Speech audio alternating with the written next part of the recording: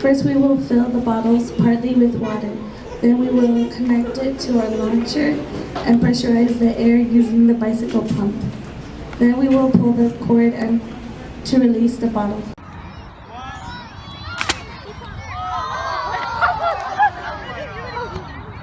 Dude, oh my god, are you gonna hit a deer in the sky?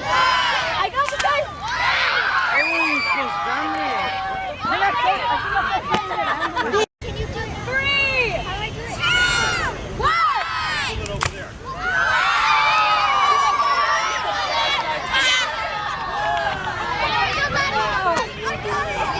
That was good.